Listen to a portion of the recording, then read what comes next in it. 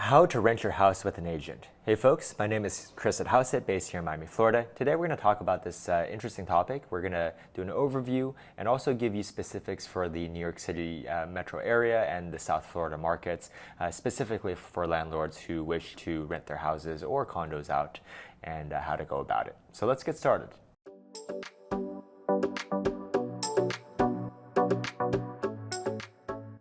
The first step you need to do is to obviously identify an agent you wish to work with. So perhaps this is someone you know, or the buyer's agent who helped you find the property. If you don't have an agent, feel free to check us out. We have a Hauseit landlord listing service where one of our agents can handle everything for you, list your property, show it, get you all the way to lease signing for just a 1-month fee versus the more traditional 15% fee. And this brings us to our next topic. How much does it cost to list your property for rent? Well, as I mentioned, the typical broker's fee is 15% of annual rent. So that can sound like quite a lot, which is why, again, we offer a 1-month listing service where you get full service, but we charge a 1-month broker fee, which is approximately 8.33% of annual rent. And who pays this broker fee actually varies depending on the submarket. So for example, in New York City, where traditionally vacancy rates have been very, very low, what typically happens is for apartments that are relatively easy to rent out, it's the tenant that pays the broker fee. And this can vary from 10, 15, 20%. 15% is most common. But usually it's the tenant who pays this fee. The owner gets to just list it and not have to pay anything. And then that tenant broker fee, often gets split, perhaps 50-50 between the listing broker and the tenant's agent if the tenant has one. Otherwise, the listing broker keeps that entire fee.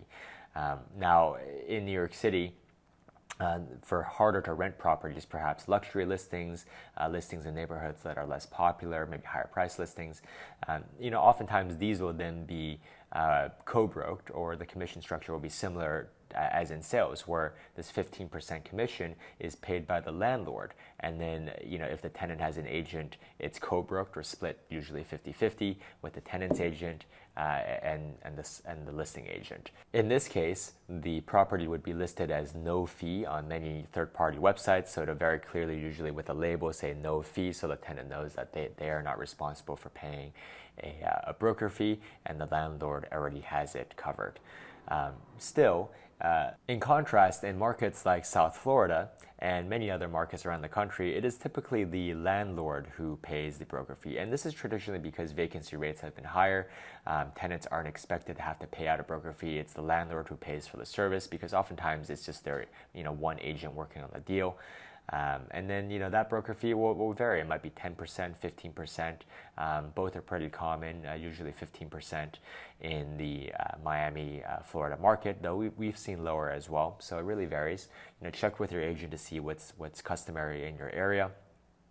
And then they can get you a sense of what other people, perhaps in your building are offering. So you can offer something similar to theirs without feeling like, you are offering too low and then therefore not getting enough attraction from tenants' agents. So after you've selected an agent and decided what type of commission you will pay and who will pay the commission, then it's time to sign a listing agreement with your listing agent's brokerage. Usually it'll be a standard exclusive agreement that'll need to be signed. It can vary based on the region you're in, but oftentimes in Florida, for example, there'll be a standard listing agreement or one of various very commonly used types that you'll most often see. And make sure you'll have to sign that, because again, the MLS is only going to allow exclusive agreements in place. So that means really just there's one broker that's able to list it. You obviously can't have multiple brokers listing the same property. It gets very confusing for prospective buyers and tenants. Once you're all ready to go, then your listing agent would typically schedule a time for a professional photographer on the team to come by. If they're really good, like our team does, they will not only take professional photos, but they'll also do a 3D tour, usually via a premium service like Matterport, like our team does. And through that, they'll also generate a 2D floor plan. So you'll have a floor plan, 3D tour, and professional photos that are retouched. This is something that Hauseit is really unique and known for. We're often very surprised when we see listing brokers for high-priced, luxury apartments or houses here without even a floor plan. I mean, the most they'll have oftentimes is our professional photos, and oftentimes you won't even see professional photos. So it's really a kind of a shock to us, but it's important to get those done. Our team will be able to get it done within a 1-hour session that they'll schedule with you in advance. They'll do everything at once. Then it'll take a couple of days for the photos to be digitally enhanced and created. And then once you have all of that, they just need a listing description. They can create it in coordination with you on their own if you'd like, or you can just create it and give them a listing description. They'll also often need some basic listing and property details from you, such as details about the house that perhaps you might know, age, etc., things like this that the MLS will need.